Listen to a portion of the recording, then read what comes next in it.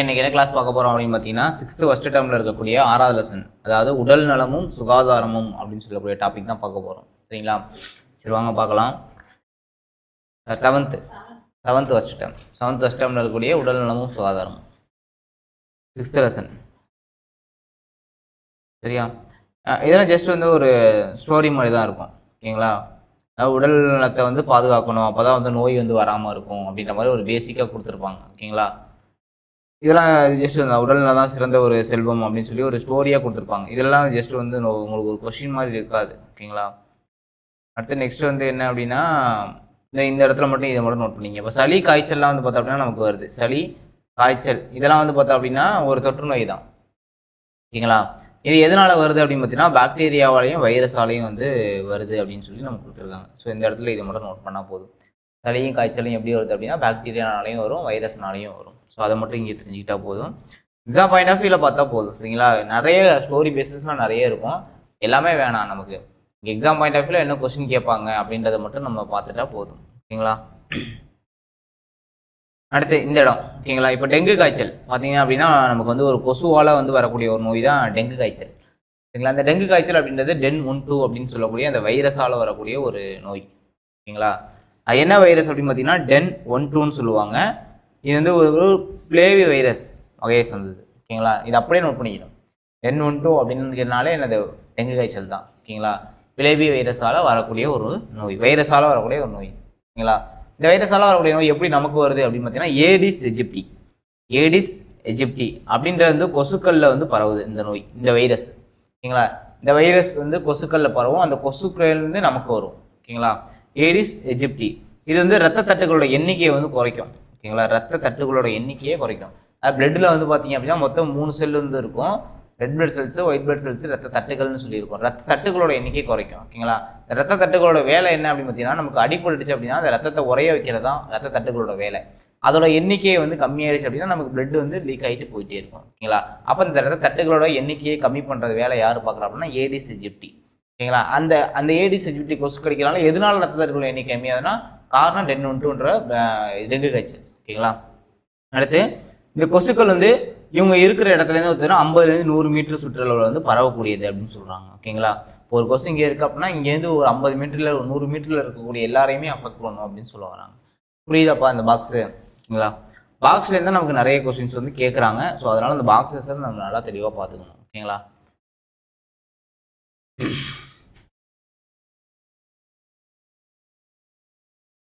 அடுத்து வந்து பார்த்தோம் அப்படின்னா இந்த மாஸ்டிகேஷன் அப்படின்றத நோட் பண்ணிக்கணும். ஓகேங்களா? இந்த மாஸ்டிகேஷன் அப்படின்னா என்ன அப்படின்னா மெல்லும் மற்றும் ருசிக்கும் செயல்.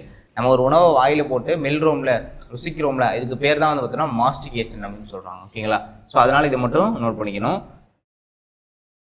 அடுத்து கண் பராமரிப்பு. உடல் உறுப்புகளுள் கண் வந்து ஒரு முக்கிய உறுப்பு. ஓகேங்களா? கண்கள் வந்து உலகினை காண பயன்படும் ஒரு சாளரங்களாக கருதப்படுகின்றன.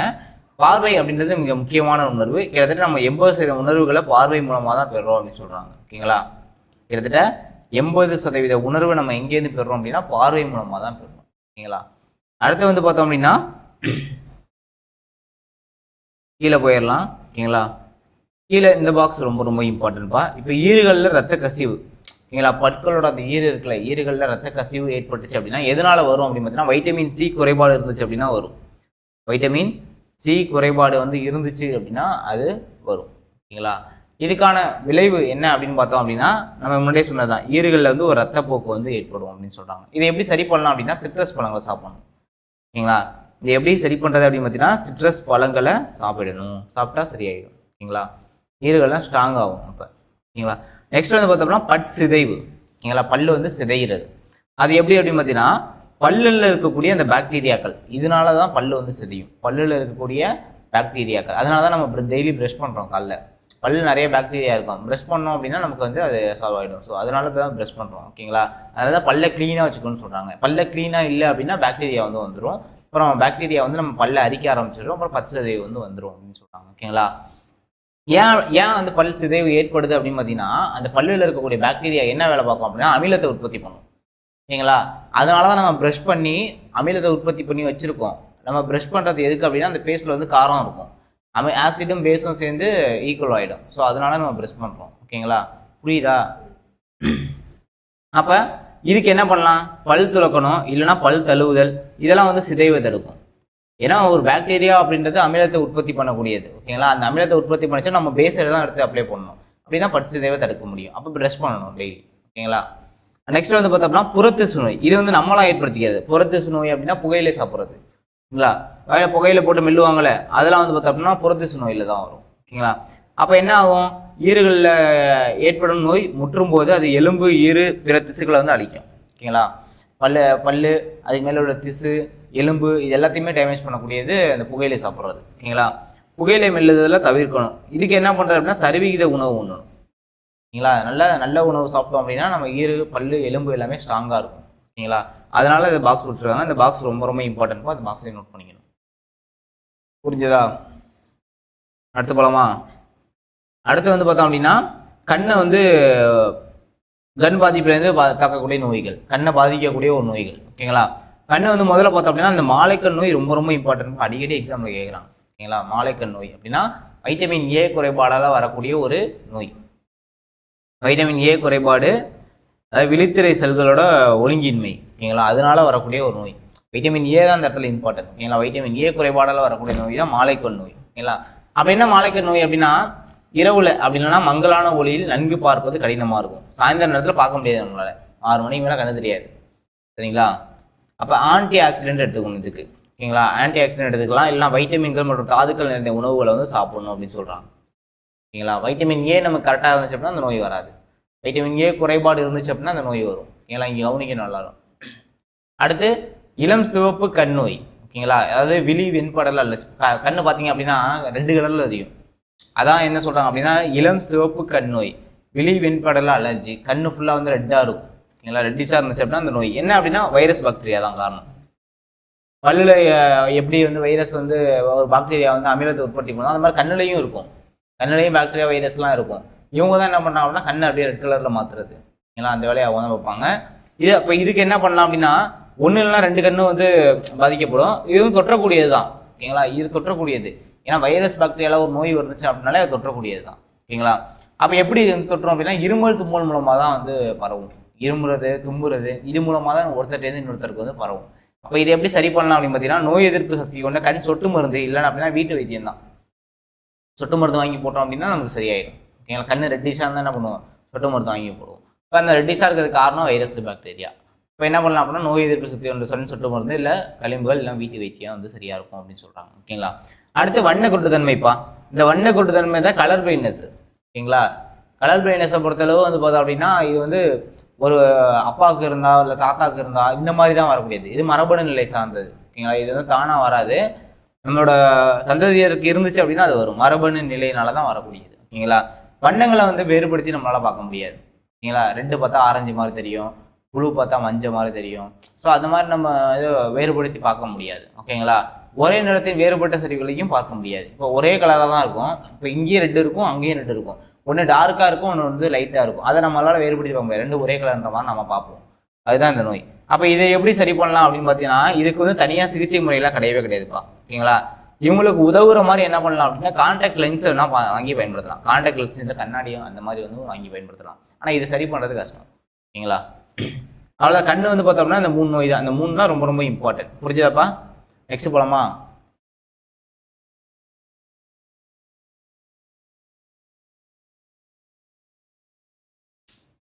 அடுத்து வந்து பார்த்தோம் அப்படின்னா தலையை எப்படி சுத்தமாக வச்சுக்கிறது அப்படின்னு பார்க்குறாங்க. இப்போ மைக்காலாம் முடி வளரக்கூடிய இடம். ஏன்னா முடி வளரக்கூடிய இடத்துல வந்து பார்த்தோம் அப்படின்னா ஒரு எண்ணெய் வந்து உற்பத்தி ஆகும்பா. ஒரு எண்ணெய் வந்து உற்பத்தி ஆகும். வியர்வை மற்றும் இறந்த சரும செல்கள் உச்சந்தலையிலிருந்து வெளியேறுகின்றன. எண்ணெய், வியர்வை, இறந்த செல்கள் அனைத்தும் ஒன்றாக சேர்ந்து எண்ணெய் சிக்கு உருவாகிறது. முறையாக கழுவப்படாமல் விட்டால் தலைமுடி அசுத்தமாக காணப்படும். எல்லாம் முடி வளரக்கூடிய இடத்துல ஒரு எண்ணெய் இருக்குது. அதெல்லாம் அழுக்கு, வியர்வை எல்லாம் சேர்ந்து சிக்கை உண்டாக்கிடும். அதை வந்து நம்ம டெய்லி தலையை தேய்ச்சி குடிக்கலாம் அப்படின்னா அது வந்து சிக்காயிடும் அப்படின்னு சொல்ல வராங்க. ஓகேங்களா? அதான் வந்து தலையை வந்து சுத்தம் பண்ணுறது முடிய. நெக்ஸ்ட் நோய்கள் பார்க்க போகிறோம். ஓகேங்களா? இதுலேருந்து தான் ரொம்ப ரொம்ப இம்பார்ட்டண்டானது. ஏன்னா அடிக்கடி கொஸ்டின்ஸ் இதுலேருந்து தான் கேட்குறாங்க. ஓகேங்களா? இப்போ பார்ப்போம். சாதாரண நோயை வந்து பார்த்தோம் அப்படின்னா நமக்கு தெரியும். நோயினாலே என்ன அப்படின்னா நம்மளோட ஆரோக்கியத்தை பாதிக்கக்கூடிய ஒரு உடல் ரீதியான மாறுபாடை தான் என்ன சொல்கிறோம் அப்படின்னா நோயின்னு வந்து சொல்கிறோம். ஓகேங்களா? இந்த நோயை பொறுத்தளவு வந்து பார்த்தோம் அப்படின்னா நம்ம வந்து 2 வகையாக பிரிக்கலாம்ப்பா. ஒன்று தொற்றும் நோய், இன்னொன்று தொற்றா நோய். தொற்றும் நோய் தொற்ற நோய்னா ஒன்றும் இல்லை. இப்போ என்கிட்டேருந்து உங்களுக்கு நோய் வந்துச்சு அப்படின்னா அது தொற்றும் நோய். என்கிட்ட மட்டும்தான் இருக்குது அப்படின்னா அது தொற்றாத நோய். புரியுதா? என்கிட்ட உங்களுக்கு பரவாமல் இருக்கும். ஓகேங்களா? என்கிட்டேருந்து உங்களுக்கு பரவுனுச்சுன்னா அது தொற்றும் நோய். ஓகேவா? இப்போ தொற்றும் நோய் இதை பற்றி பார்ப்போம். ஓகேங்களா?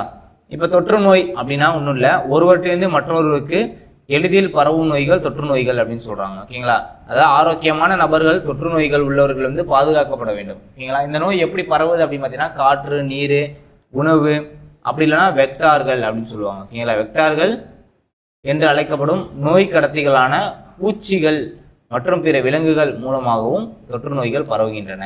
புரியுதா? காற்றில் பரவும், நீரில் பரவும், நம்ம சாப்பிட்ற சாப்பாடில் பரவும். பூச்சிகள் என்ன சொல்கிறாங்கன்னா வெக்டார்கள்னு சொல்கிறாங்க. பூச்சிகள், பறவைகள் இவங்கள்ட்ட தான் நமக்கு வந்து உணவு வந்து பரவும், சரி நோய் வந்து பரவும் அப்படின்னு சொல்ல வராங்க. புரியுதா? இப்போ எக்ஸாம்பிள் நம்ம பார்த்தோமே டெங்கு, ஏடிஸ் எஜிப்டி அப்படின்ற சொல்லக்கூடிய அந்த கொசுவால் பரவுது அப்படின்னு சொல்லி பார்த்தோம். ஸோ அது மாதிரி தான் தொற்று நோய்கள் தான் அதெல்லாம். ஓகேங்களா? ஒருத்தர்ட்டேருந்து இன்னொருத்தருக்கு வந்துச்சுனாலே அது தொற்று நோய். ஓகேங்களா? இப்போ பாக்டீரியாவால் என்னென்ன தொற்று நோய் நமக்கு வந்து ஏற்படும் அப்படின்றத பார்ப்போம். பாக்டீரியாவால் ஏற்படக்கூடிய நோய்கள் முதல்ல வந்து பார்த்தோம் அப்படின்னா காச நோய். ஓகேங்களா? அந்த காச நோய் ரொம்ப ரொம்ப இம்பார்ட்டன்ட்பா. இதான் டிபின்னு சொல்லுவாங்க. டிபி அப்படின்னு சொல்லுவாங்கள்ல, காச நோய். ஓகேங்களா? இதுதான் ஐகோ காச நோய் எனப்படும் டிபி. அவருக்கு டிபி இருக்குது அப்படின்னு சொல்லி ஹாஸ்பிட்டலில் பேசியிருப்பாங்க, கேள்விப்பட்டீங்களா? ஓகேங்களா? நமக்கே நம்ம ஃப்ரெண்ட்ஸுக்கே வந்திருக்கும். ஓகேங்களா? டிபி அப்படின்னு சொல்லுவாங்க. இது ஒரு வகையான காய்ச்சல் தான். ஓகேங்களா? காச நோய் அப்படின்றது ஒரு டிபி நோய். ஓகேங்களா?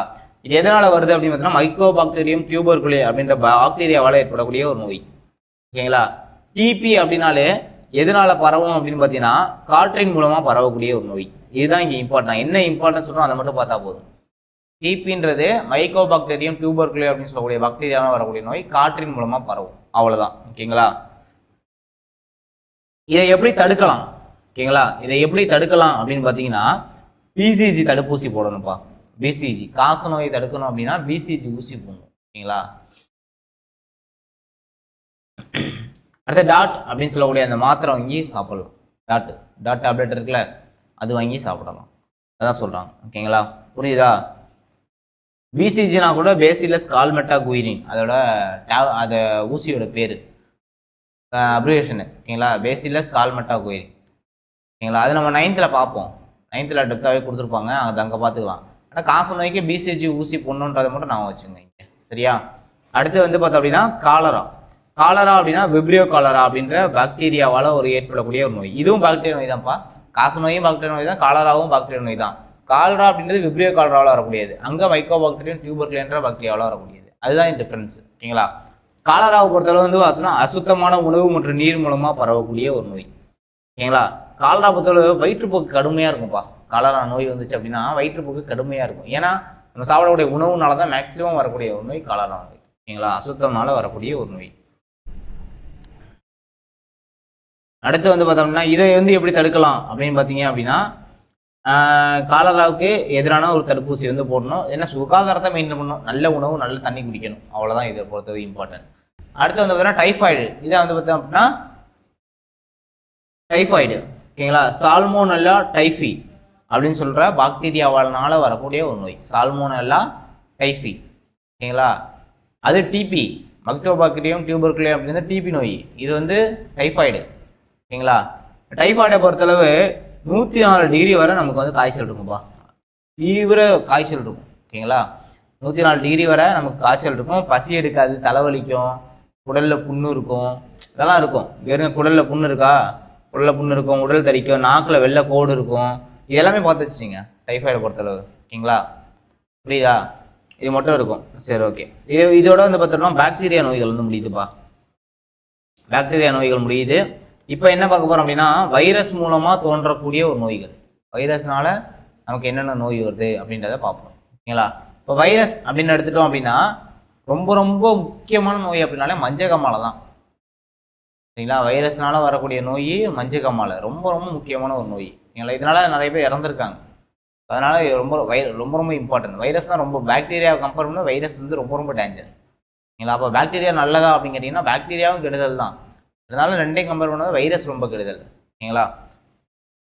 அதாவது மஞ்சக்காமாலை அப்படின்னா ஹெப்பாட்டிட்டிஸ் அப்படின்னு சொல்லுவாங்க. ஓகேங்களா? மஞ்சக்காமாலை அப்படின்றது ஹெப்பாட்டிட்டிஸ் வைரஸ் ABCDE இதனால ஏற்படுத்தக்கூடிய ஒரு இறப்பை ஏற்படுத்தக்கூடிய ஒரு நோய். ஓகேங்களா? இதனால என்ன பண்ணுவாங்கன்னா இறந்தே போயிடுவாங்க. ஓகேங்களா. இறப்பை ஏற்படுத்தக்கூடிய ஒரு நோய். ஓகேங்களா. இது எது மூலமாக பரவும் அப்படின்னு பார்த்தீங்கன்னா நீர் மூலமாக தான் பரவக்கூடிய ஒரு நோய். நீர் இல்லை நமக்கு போட்ட ஊசியை இன்னொருத்தவங்களுக்கு போடுறது, இல்லை நமக்கு ஏற்றின பிளட்டை பாதிக்கப்பட்ட ரத்தத்தை பகிர்ந்து கொள்வது, இது மூலமாக தான் வந்து பரவும் அப்படின்னு சொல்கிறாங்க. ஓகேங்களா. இதில் முக்கியமான அறிகுறி என்ன அப்படின்னு பார்த்தீங்கன்னா அனோரெக்சியா அப்படின்னு சொல்லுவாங்க. அனோரெக்சியா அப்படின்னா பசியே இல்லாமல் இருக்குது. புரியுதா? பசியின்மை, அதாவது அனோரெக்சியா அப்படின்னு சொல்லுவாங்க. மஞ்சள் காமாலை வந்துச்சு அப்படின்னா பசியே இருக்காது சுத்தமாக. ஏன்னா அது ஃபுல்லாக அஃபெக்ட் பண்ணுறதே வந்து பார்த்தீங்க அப்படின்னா கல்லீரலை தான் அஃபெக்ட் பண்ணும். ஓகேங்களா. கல்லீரலை தான் என்ன பண்ணணும்னா முதல்ல காலி பண்ணும். கல்லீரலை அஃபெக்ட் பண்ணுறனால தான் சிறுநீர், கண்களில் மஞ்சள் நிறம் தோன்றுதல் போன்றவை நோய்களோட முக்கிய அறிகுறிகள். ஓகேங்களா. சிறுநீர்லாம் பார்த்தீங்கன்னா எல்லோ கலரில் இருக்கும், ரொம்ப டார்க்காக இருக்கும். காரணம் என்ன அப்படின்னா கல்லீரலை அஃபெக்ட் பண்ணிடும். புரியுதா? அடுத்து போகலாமா. அதுக்கப்புறம் வந்து பார்த்தோம் அப்படின்னா தட்டம்மை அப்படின்னு சொல்கிறாங்க. ஏன்னா தட்டம்மை அப்படின்றது வாரிசெல்லா அப்படின்னு சொல்லுவாங்க. வாரிசெல்லா அப்படின்னு சொல்லுவாங்க. இது எதனால ஏற்படுதுன்னா வாரிசெல்லா ஜோஸ்டர் அப்படின்ற வைரஸால் ஏற்படுத்தக்கூடிய ஒரு தொற்று நோய். ஓகேங்களா. இது எது மூலமாக பரவுது அப்படின்னு பார்த்தீங்கன்னா காற்றின் மூலமாக பரவக்கூடிய ஒரு நோய். எது மூலமாக பரவுது, என்ன பாக்டீரியா காரணம், என்ன வைரஸ் காரணம், சரிங்களா. முக்கியமான வார்த்தையெல்லாம் நோட் பண்ணிக்கணும். அந்த அனோரெக்சியானா பசி இல்லாமல் இருக்குது, இதெல்லாம் தான் கொஸ்டின்ஸு. ஓகேங்களா. நான் என்னென்ன கொடுக்குறேனோ அதை மட்டும் நோட் பண்ணிங்க. நிறைய எது ஸ்கிப் பண்ணியிருப்பேன், ஸ்கிப் பண்ணிடலாம். ஓகேங்களா. ஆனால் நான் என்ன கொடுக்குறேன்றதை மட்டும் நோட் பண்ணிக்கணும். ஓகேங்களா. எது மூலமாக பரவுதுன்றது இம்பார்ட்டன்ட். காற்றின் மூலமாக பரவக்கூடிய ஒரு நோய்.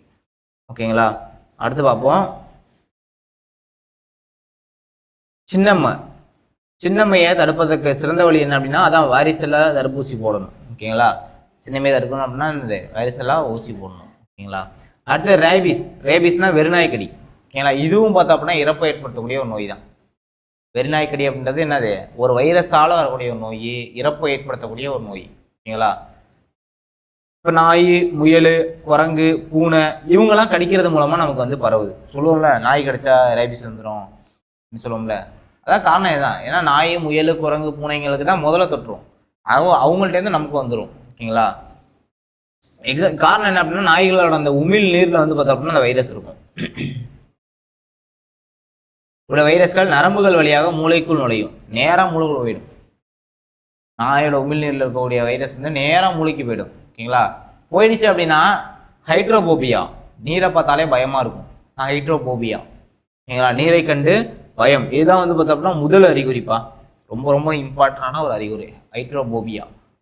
ஓகேங்களா. அந்த ஹைட்ரோபோபியா, அனோரெக்சியா இதெல்லாம் வந்து அப்படியே மைண்டில் இருக்கணும். ஹைட்ரோபோபியானா என்னன்னு தெரியணும், அனோரெக்சியானா என்னன்னு தெரியணும். ஓகேங்களா. நீரை கண்டு பயப்படுறது ஹைட்ரோபோபியா அப்படின்னா. ஹைட்ரோனா இந்த ஹைட்ரஜன் நீர் என்ன அப்படின்னா வச்சுக்கணும். சரியா. சில தடவை வந்தோம்னா 2லேருந்து 12 வாரங்களா காய்ச்சல் வந்து நடத்தையில் வந்து மாற்றம் இருக்கும் அப்படின்னு சொல்கிறாங்க. இதுதான் ரேபிஸோட அறிகுறி.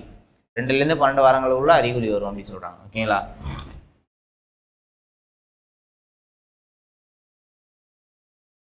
அடுத்து தடுப்பு மற்றும் சிகிச்சை சொல்கிறாங்க. தடுப்பு மற்றும் சிகிச்சை வந்து பார்த்தோம்னா ஆரம்ப கட்டங்களில் வந்து ரேபிஸை கண்டுபிடிக்கிறது ரொம்ப கஷ்டம். இப்போ நாய் கடிச்சிச்சு அப்படின்னா உடனே நமக்கு வராது. ஏன்னா ஆரம்பத்தில் கண்டுபிடிக்கிறது கொஞ்சம் கஷ்டமாக இருக்கும். ஒரு விலங்கு கடிச்சதுக்கப்புறம் 2 அப்படி இல்லைன்னா ஒரு 12 வாரங்களில் நோய்க்கான அறிகுறி வந்து தோணலாம். சில சமயம் வந்து 2 வருஷம் கூட ஆகலாம் அப்படின்னு சொல்கிறாங்க. ஓகேங்களா. 2லேருந்து 12 வாரம் ஆகலாம், அப்படி இல்லைன்னா 2 வருஷம் கூட ஆகலாம் அப்படின்னு சொல்கிறாங்க. ஓகேங்களா. அறிகுறி ஏற்படுறதுக்கு முன்னாடியே சரியான நேரத்தில் வந்து தடுப்பூசி போடுறது நோய் தடுக்க முடியாது. நாய் கடிச்சாலே ஊசி போடணும்னு சொல்லிடுவாங்க. ஓகேங்களா. அதுக்காக தான் சொல்கிறது. அறிகுறி வரத்துக்கு முன்னாடி நம்ம என்ன பண்ணணும் அப்படின்னா வருமுன் காப்பதே சிறந்தது அப்படின்னு கவிமணியே சொல்லியிருக்காரு. அதனால நம்ம நாய் கடிச்சனால நம்ம ஊசியை போட்டுறணும். ஓகேங்களா. இப்போ தடுப்பூசி அப்படின்னா என்னன்னு பார்ப்போம். ஏன்னா ஒரு தடுப்பூசி அப்படின்னா ஒரு குறிப்பிட்ட நோய்க்கு எதிராக தடுப்பாற்றலை உருவாக்கி அந்த நோய் எதிராக போராடுவதற்கு நம் உடலை தயார் செய்தலை தடுப்பூசி போடுதலின் நோக்கமாகும். இப்போ எக்ஸாம்பிள் வந்து நம்ம இப்போ குழந்தையா பிறக்கிறோம் அப்படின்னா நமக்கு வந்து தடுப்பூசி போடுவாங்க. ஓகேங்களா. அந்த தடுப்பூசி ஏன் போடுறோம் அப்படின்னா பின்னால எந்த ஒரு நோய் நம்மளை வந்து அஃபெக்ட் பண்ணிடக்கூடாது அப்படின்றதுனால தான் தடுப்பூசி போடுறோம். அதான் இங்கே கொடுத்துருக்காங்க. தடுப்பூசினா என்ன அப்படின்னா ஒரு குறிப்பிட்ட நோய்க்கு எதிராக தடுப்பாற்றலை உருவாக்கி அந்த நோய்க்கு எதிராக போராடுவதற்கு நம் உடலை தயார் செய்தலை தடுப்பூசி போடுறதோட நோக்கம். புரியுதா. அப்போ தடுக்கக்கூடிய நோய்கள் வந்து நம்ம பாதுகாக்க குழந்தை பருவத்தில் என்ன பண்ணுறாங்கன்னா தடுப்பூசி போடுறாங்க. பிறந்த குழந்தைக்கு போடக்கூடிய ஊசி தான் பிசிஜி. அதுக்கப்புறம் தான் போலியோவே போடுவாங்க. புரியுதா. பிறந்த குழந்தைக்கு போடக்கூடிய ஊசி பிசிஜி முதல்ல போடுவாங்க. எதுக்கு பிசிஜின்றது டிபிக்கு போடக்கூடிய ஒரு ஊசி, அதான் முதல்ல போடுவாங்க. அதுக்கப்புறம் போலியோ போடுவாங்க, அப்புறம் எம்எம்ஆர்லாம் போடுவாங்க. நம்ம ஒரு அட்டவணை இருக்குப்பா 9th பார்ப்போம். 15-20 வயசு ஆகிற வரையும் என்னென்ன ஊசி வந்து எப்போ போடணும், எந்தெந்த மாதத்தில் போடணுன்ற ஒரு அட்டவணை இருக்குது. அதுவே வந்து பார்த்தோம் அப்படின்னா நமக்கு ஒரு தடவை எஸ்ஏ கொஸ்டின் பிறந்த குழந்தைக்கு என்ன ஊசி போடுவாங்க அப்படின்றது கேட்டுதான். ஆமாம் பிசிஜி பிறந்த குழந்தைக்கு போடக்கூடிய ஊசி பிசிஜி தான். அந்த அட்டவணையிலேயே இருக்குது. நம்ம 9th பார்ப்போம். 9thலேயும் இந்த மாதிரி ஒரு உடல்நலமும் நோய்கள் சுகாதாரம் ஒரு லெசன் இருக்குது, அதில் பார்த்துக்கலாம். சரிங்களா? இப்போ என்னென்ன ஊசி அப்படின்னு பார்த்தீங்கன்னா பிசிஜி, போலியோ, எம்எம்ஆர் இதெல்லாம் வந்து பார்த்தோம்னா பிறந்த குழந்தைக்கு போடுவாங்க. ஃபஸ்ட்டு போடக்கூடிய ஊசி பிசிஜி, அதை நோட் பண்ணிக்கணும். சரிங்களா? சரி, நெக்ஸ்ட் பார்ப்போம். தொற்றா நோய்கள். தொற்றா நோய்கள்னு எடுத்துட்டோம்னா ஒருத்தர்ட்டேருந்து இன்னொருத்தருக்கு பரவாது இந்த நோய். ஓகேங்களா? ஒருத்தர்ட்டேருந்து இன்னொருத்தருக்கு வந்து இந்த நோய் வந்து பரவாது. ஆனால் இந்த நோய் மூலமாகவும் மனிதர்கள் வந்து இறந்துருவாங்க. தொற்றா நோய் மூலமாகவும் இறக்குறதுக்கு வாய்ப்பு இருக்குது. சரிங்களா? என்ன நோயின்னு பார்ப்போம். ஓகேங்களா?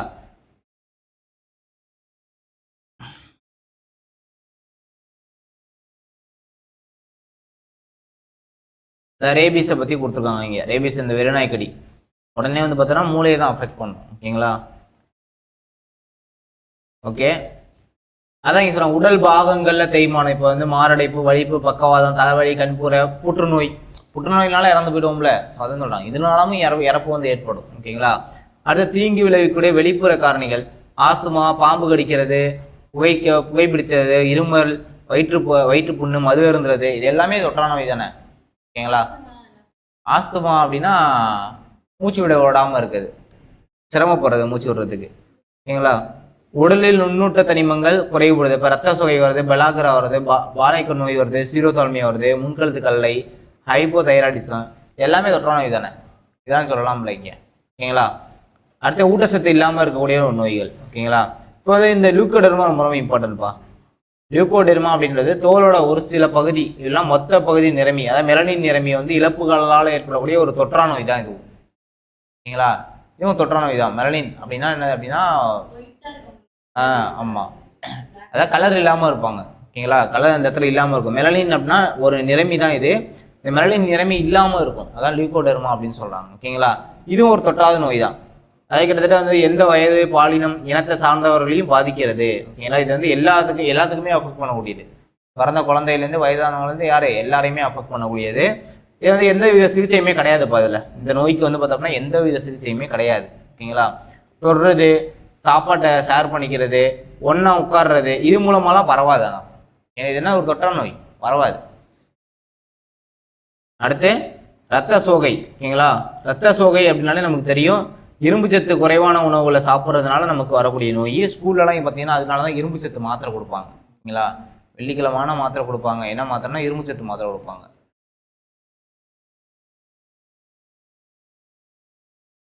இது எப்படி வருது, இந்த ரத்த சோகை எப்படி வருதுன்னா குழந்தைகளுக்கு வந்து தாய்ப்பாலுக்கு பதிலாக வேறு சில உணவுகளை கொடுத்தோம் அப்படின்னா இது வந்து ஏற்படும் அப்படின்னு சொல்றாங்க. ஓகேங்களா? தீவிர ரத்த சோகையினால இளம் குழந்தைகளுக்கு கொக்கிப்புழு தொற்று, நாட்பட்ட வயிற்றுப்போக்கு மற்றும் வயிற்றுக்கடுப்பு போன்றவை ஏற்படலாம்னு சொல்றாங்க. ஓகேங்களா? அடுத்து வந்து பார்த்தோம் அப்படின்னா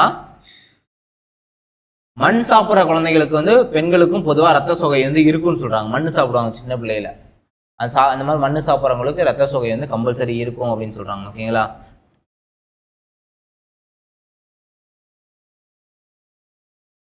அடுத்து இது இம்பார்ட்டன்ட்பா. இரும்பு சத்து மாத்திரை வடிவில் வாயு வழியாக உட்கொள்ளலாம். ஊசிகள் எடுப்பது ஆபத்தான விளைவுகளை ஏற்படுத்தும். இரும்பு சத்தை வந்து பார்த்தோம்னா வாயு வழியாக மாத்திரையாக எடுத்துக்கலாம், ஆனால் ஊசி வழியாக போடக்கூடாது அப்படின்னு சொல்கிறாங்க. ஏன்னா ஆபத்தான விளைவு வந்து ஏற்படுத்தும் அப்படின்னு சொல்கிறாங்க. ஃபஸ்ட்டு முதல் உதவி அப்படின்னா விபத்து மற்றும் நோயினால் பாதிக்கப்பட்டவர்களுக்கு உரிய மருத்துவ உதவி கிடைக்கும் முன் வழங்கக்கூடிய ஒரு உடனடி சிகிச்சை அப்படின்னு சொல்கிறாங்க. முதல் உதவினா என்னன்னு தெரிஞ்சு வச்சுக்கணும். ஓகேங்களா? இந்த முதலுதவி நோக்கம் என்ன அப்படின்னு பார்த்தீங்கன்னா உயிரை பாதுகாக்கும், இரத்த கசிவை தடுத்து நோயாளியோட உடல்நிலையை உறுதிப்படுத்துகிறது, வலிக்கு நிவாரணம் அளிக்கிறது, ஆரம்ப நிலையில் ஒரு அவசர மருத்துவ உதவியை இது வந்து வழங்கக்கூடியது அப்படின்னு சொல்றாங்க. ஓகேங்களா? இதெல்லாம் நோட் பண்ணிக்கணும். சரிங்களா? அதுக்கப்புறம் தீக்காயங்கள் பார்ப்போம். தீனால நமக்கு வந்து நிறைய காயங்கள் வரும். ஓகேங்களா? அதை வந்து 3 டைப்பா பிரிக்கலாம்ப்பா. எப்படின்னா முதல் நிலை தீக்காயம், இதான் தோலோட அந்த வெளிப்புற அடுக்க பாதிப்படைய செய்யறதா முதல்நிலை தீக்காயம். ஏன்னா 2ஆம் நிலை தீக்காயம்னா அந்த மேற்புற தோல் மற்றும் அதுக்கு கீழுள்ள உத்தோல டெர்மிஸை பாதிக்கக்கூடியது. ஓகேங்களா? முதல்நிலை தோல்னா மேற்புற தோலை மட்டும் பாதிக்கக்கூடியது. 2ஆம் நிலை தீக்காயம் அப்படின்னா டெர்மிஸ் வரையும் பாதிக்கக்கூடியது. 3ஆம் நிலை தீக்காயம் தான் ரொம்ப ஆபத்தானது. அதாவது தோலோட முழு ஆழத்துக்கும் தோலினை அழித்து அடிப்படை திசுக்களையும் சிதைக்கிறது. இத்தகைய தீக்காயத்தால் பாதிக்கப்படுவதற்கு பெரும்பாலும் தோல் ஒட்டுதல் தேவைப்படும். ஏன்னா தோலே இந்த இடத்துல இருக்காது அப்படின்றப்ப தோல் ஒட்டுதல் தேவைப்படும். ஓகேங்களா?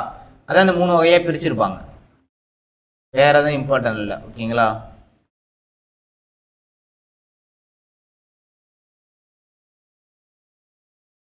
இது ஒன்றும் இல்லை, இது பெருசாக இதில் வேறு எதுவும் இருக்காருப்பா. ஓகேங்களா? வெட்டு காயத்துக்கு முதல்ல நம்ம காட்டன் பருத்தி தண்டை வச்சு கையை வந்து பிடிச்சிக்கணும் அழுத்தி, அதுதான் சொல்கிறாங்க, வேறு எதுவும் கிடையாது. இதெல்லாம் கொஞ்சம் நல்லா தெரிஞ்சது தான். இல்லை இதெல்லாம் எதுவும் பாயிண்ட்ஸ்லாம் இல்லை. அடுத்து பாருங்கள், நினைவில் கொள்கை பாருங்கள். உடல் நலம்னா என்னென்னு கொடுத்துருக்காங்க. ஓகேங்களா? அடுத்து பெருசாக இருக்காங்க, நோயை உருவாக்கும் கிருமிலேருந்து உருவாக்கி தொற்று நோய்னா என்னென்னு கொடுத்துருக்காங்க. நம்ம உள்ளே பார்த்தது தான், வேறு எதுவுமே இல்லை. முதலுதவினா என்ன அப்படின்னு சொல்லி கொடுத்துருக்காங்க. ஓகேங்களா?